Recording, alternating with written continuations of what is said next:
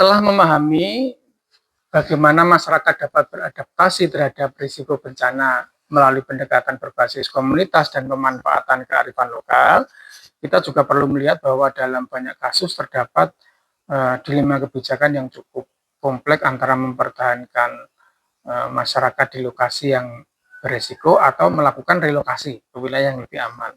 Nah, dilema ini sering muncul terutama di wilayah pesisir, di daerah bantaran sungai, riparian sungai, serta kawasan yang rawan longsor. Secara teoritis, relokasi sering dianggap sebagai solusi yang paling efektif untuk mengurangi risiko bencana. Jika suatu wilayah memiliki tingkat bahaya yang sangat tinggi dan sulit dikendalikan, maka melalui rekayasa teknik maupun pendekatan ekosistem, maka pemindahan permukiman ke lokasi yang lebih aman dapat secara langsung menurunkan tingkat exposure terhadap bahaya tersebut.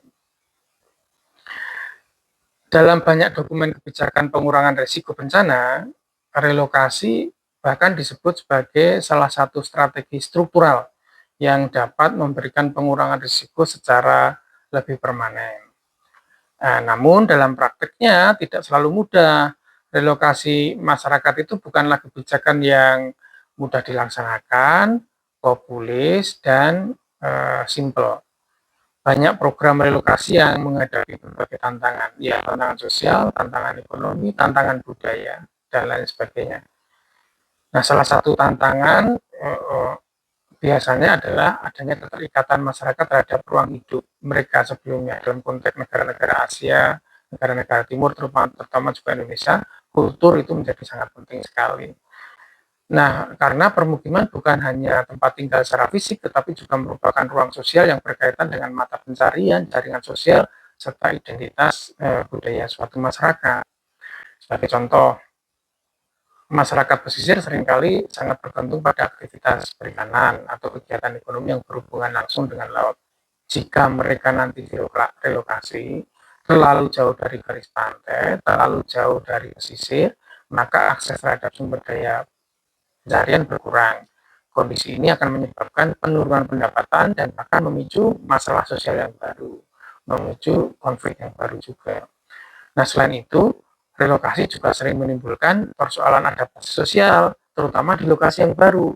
Masyarakat yang dipindahkan harus beradaptasi, menyesuaikan diri dengan lingkungan yang berbeda, lingkungan sosial, lingkungan budaya yang berbeda. Sistem ekonomi juga kadangkala berbeda, serta infrastruktur yang mungkin belum sepenuhnya memadai, karena tempat relokasi biasanya kalau dalam konteks Indonesia ya sambil jalan sambil dibangun, terutama infrastrukturnya. Nah, dalam beberapa kasus, masyarakat bahkan memilih kembali ke lokasi lama karena merasa lebih nyaman secara sosial dan ekonomi meskipun wilayah tersebut memiliki risiko yang tinggi. Artinya, risiko tidak selalu menjadi konsideran signifikan dalam pengambilan keputusan untuk bertempat tinggal tadi. Nah, karena berbagai keterbatasan tersebut, dalam literatur perencanaan lingkungan berkembang pendekatan yang dikenal dengan managed retreat. Nah, konsep ini merujuk pada strategi pengunduran aktivitas manusia secara bertahap. Ada pentahapan dari wilayah yang berbasis risiko menuju wilayah yang lebih aman. Nah, ini berbeda dengan relokasi yang biasanya dilakukan secara lebih cepat, lebih spontan, lebih terpusat, lebih terstruktur. Kalau managed retreat dilakukan melalui proses yang lebih bertahap, terencana, dan tahapannya panjang. Dan biasanya managed retreat juga melibatkan iteratif proses terus-menerus sebelum itu dilakukan. Nah, dalam pendekatan managed retreat, pemerintah biasanya tidak langsung memindahkan seluruh permukiman secara paksa misalnya. Sebaliknya, kebijakan ini difokuskan dulu pada pembatasan pembangunan baru di zona berisiko. Dibatasi dulu. Pengurangan investasi infrastruktur di wilayah tersebut, serta pemberian intensif bagi masyarakat yang bersedia pindah secara sukarela ke lokasi yang lebih aman. Ini satu pendekatan-pendekatan yang bisa dilakukan. Dengan cara ini, maka pengurangan exposure terhadap bahaya dapat terjadi secara gradual. Minimal tidak terjadi peningkatan. Syukur-syukur terjadi pengurangan, paling tidak menahannya. Dengan demikian, kalau ini dilakukan, guncangan sosial biasanya lebih sedikit, dan juga konflik sosial juga lebih sedikit, karena prosesnya gradual. pendekatan managed retreat mulai banyak dibahas dalam konteks adaptasi terhadap misalnya kenaikan air muka laut dan banjir pesisir. Organisasi seperti Intergovernmental Panel on Climate Change dalam berbagai laporan penilaian perubahan iklim juga menekankan bahwa managed retreat dapat menjadi salah satu strategi adaptasi jangka panjang di wilayah pesisir yang sangat rentan. Jadi IPCC juga sudah memberikan rekomendasi terhadap pendekatan managed retreat ini. Dalam perspektif perencanaan wilayah, managed retreat memerlukan integrasi yang kuat dengan kebijakan tata ruang.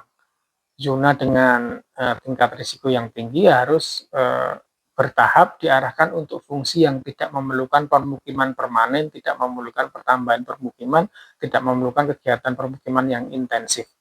Misalnya sebagai kawasan konservasi pesisir, ruang terbuka hijau, atau zona penyangga ekosistem itu sendiri. Namun demikian, pendekatan ini tetap membutuhkan proses komunikasi dan partisipasi masyarakat yang intensif. Ada iteratif proses yang lama. Karena tanpa keterlibatan masyarakat dalam proses pengambilan keputusan, maka kebijakan managed retreat dapat menimbulkan justru resistensi yang sangat kuat, yang lebih besar.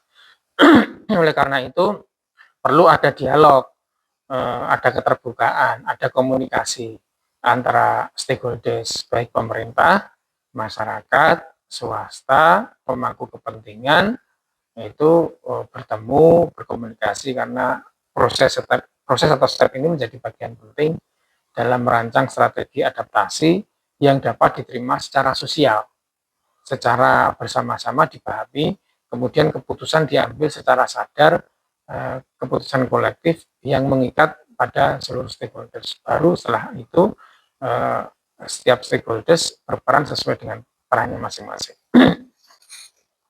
Dengan memahami dilema antara relokasi, adaptasi, dan managed retreat, kita dapat melihat bahwa pengelolaan lingkungan akibat bencana tidak hanya berkaitan dengan aspek teknis lingkungan saja, tetapi juga dipengaruhi oleh faktor sosial, faktor ekonomi, bahkan faktor kebijakan ataupun faktor politis.